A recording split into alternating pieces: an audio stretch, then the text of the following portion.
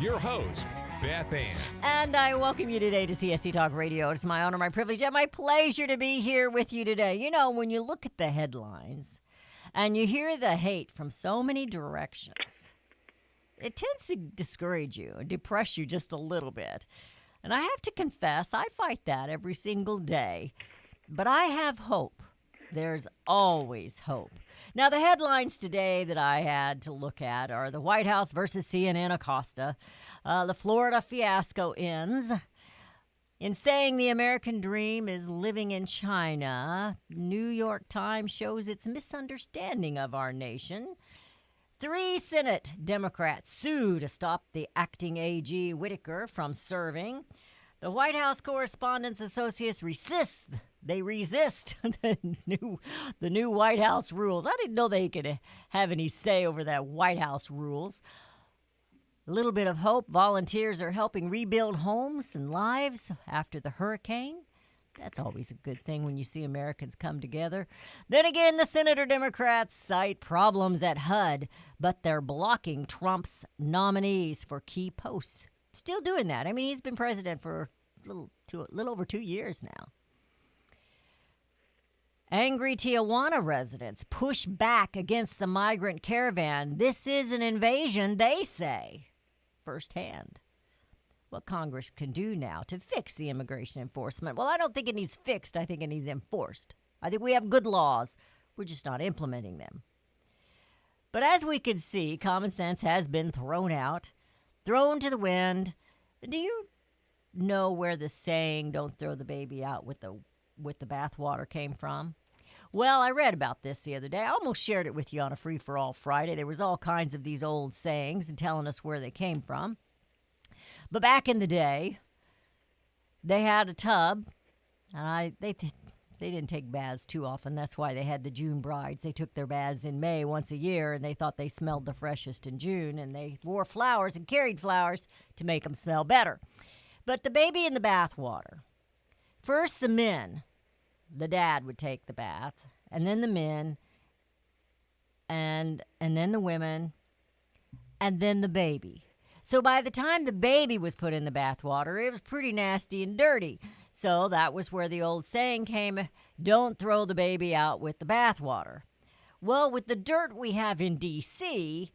and the ignorance or the lack of knowledge we have in many of the people, let's not throw the constitutional republic out with the swamp draining, out with the trash. Let's not do that. Let's hold fast to that document. Let's hold fast to our God and do your Patriot PT. Remember, we talked about that last week. Being prepared. Prepare yourself. Educate yourself for a fight. Do you ever wonder who counsels the counselor? Do you ever wonder who treats the doctor? Well, sometimes us talk show hosts need the encouragement that we try to bring to you. Today's guest is our good friend, our Patriot friend, Tom DeWeese. When I confirmed with him yesterday through email, as I always do with my guests, and I asked, what direction do you want our conversation to go? And this is what he said. One of the things I'm talking about now to my audiences is that this fight can be won. So many are looking down in defeat. But we have won some surprising battles. And people need to hear this to have hope, to stay in the fight. How does that sound for a topic? Well, it encouraged me.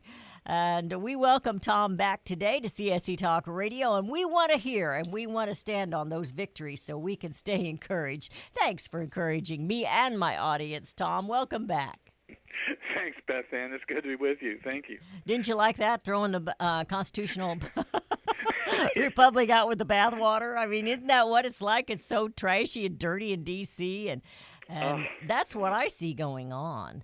Yeah, I found it really interesting that they have said over and over and over again, well, the Constitution is an old document put together by a bunch of old racists, and who needs that and everything. Until they wanted to save, what's his name, from CNN, and all of a sudden they started bringing up the Constitution. And the First Amendment to the Bill of Rights, and it's right. Like, seriously, people. You know, that in itself is such I can't say the word. I don't think it's a nice word, but it's such a it's such a phony. It's just phony baloney. He does not have the right to be rude. Where was his mother? Did she not bring him up? I mean, he needs his ears twisted.